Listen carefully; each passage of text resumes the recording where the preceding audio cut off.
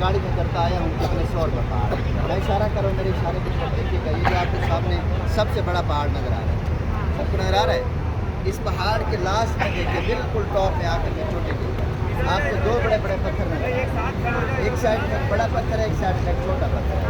इन दोनों पत्थरों के दरमियान में एक कट बना हुआ है, उस कट के अंदर है गार बिल्कुल लास्ट में। और हमारे प्यारे नबी अलैहिस्सलाम और सैयदना हज़रत अबू बकर सिद्दीक़ रज़ी अल्लाह तआला अन्हु जब मक्का मुकर्रमा से पैदल चलते हुए इस पहाड़ के दामन में पहुंचते हैं तो पैदल चलने की वजह से आपके पाँव मुबारक जख्मी हैं। तो हज़रत अबू बकर सिद्दीक़ रज़ी अल्लाह तआला अन्हु प्यारे नबी अलैहिस्सलाम को अपने कांधों पर उठाते हैं, नबूवत का बोझ भी उठाते हैं और इस पहाड़ के ऊपर लेके जाते हैं। इस पहाड़ के बिल्कुल लास्ट में आप इस पहाड़ की हाइट, इसकी बुलंदी है 5413 फीट। 5413 फीट इसकी हाइट, इसकी बुलंदी है। जब गार के पास पहुँचते हैं पहाड़ के ऊपर, हज़रत अबू बकर सिद्दीक़ रज़ी अल्लाह तआला अन्हु फरमाते हैं, या रसूल अल्लाह आप गार के बाहर तशरीफ़ रखें, मैं गार के अंदर जाके गार की सफाई करके आता हूँ। गार के अंदर चंद पत्थर थे, चंद सुराख थे। तो हज़रत अबू बकर सिद्दीक़ रज़ी अल्लाह तआला अन्हु उन पत्थरों को हटाते हैं, उन सुराखों को बंद करते हैं, अपना कुर्ता मुबारक फाड़ कर, अपना इमामा मुबारक फाड़ कर उन सुराखों को बंद करते हैं और कपड़ा ख़त्म हो जाने की वजह से एक सुराख बाकी रह जाता है और उस सुराख के मुंह के ऊपर हज़रत अबू बकर सिद्दीक़ रज़ी अल्लाह तआला अन्हु अपने पाँव के साथ अपनी एड़ी के साथ वो सुराख बंद कर देते हैं ताकि इस सुराख से कोई ऐसी चीज़ ना आ जाए जो प्यारे नबी अलैहिस्सलाम को तकलीफ़ दे। जब गार की सफाई हो जाती है, हज़रत अबू बकर सिद्दीक़ रज़ी अल्लाह तआला अन्हु प्यारे नबी अलैहिस्सलाम को गार के अंदर तशरीफ़ लाने के लिए बुलाते हैं और हुज़ूर अलैहिस्सलाम गार के अंदर तशरीफ़ ले जाते हैं और जाकर हज़रत अबू बकर सिद्दीक़ रज़ी अल्लाह तआला अन्हु की गोद में अपना सर अनवर रख कर सो जाते हैं और आपको थकावट की वजह से नींद मुबारक।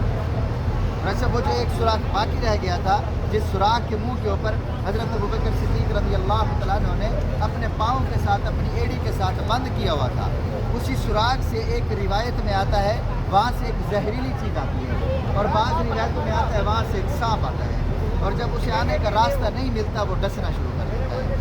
एक मरतबा डसता है, हज़रत अबू बकर सिद्दीक़ रज़ी अल्लाह तआला अन्हु अपना पाँव, अपनी एड़ी नहीं हटाते। दूसरी मरतबा डसता है, फिर भी पाँव नहीं हटाते।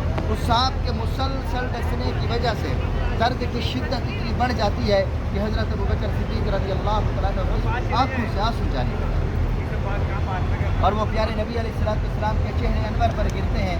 आप नींद से बेदार हो जाते हैं, फरमाते हैं, अबू बकर क्यों रो रहे हैं?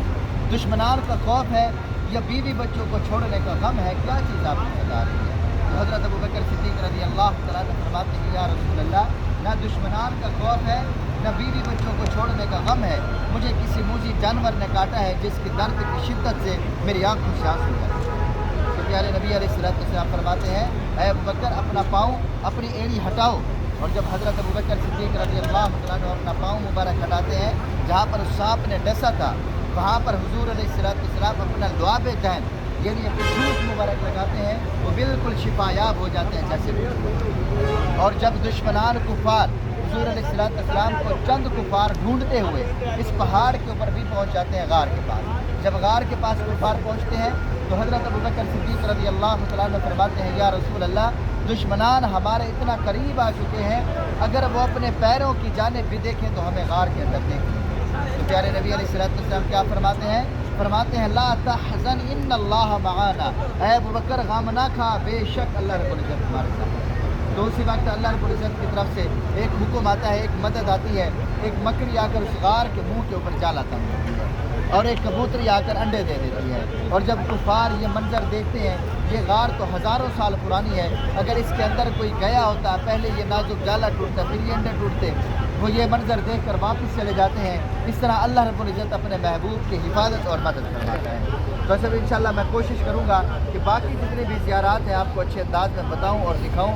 तो सब माशाल्लाह आप दुआ मांगे अपनी गाड़ी में तशरीफ़ रखें। तो सब ये सारे मकामात ना हमारे लिए सैर व तफरीह की जगह नहीं है, ये इबरत की जगह है।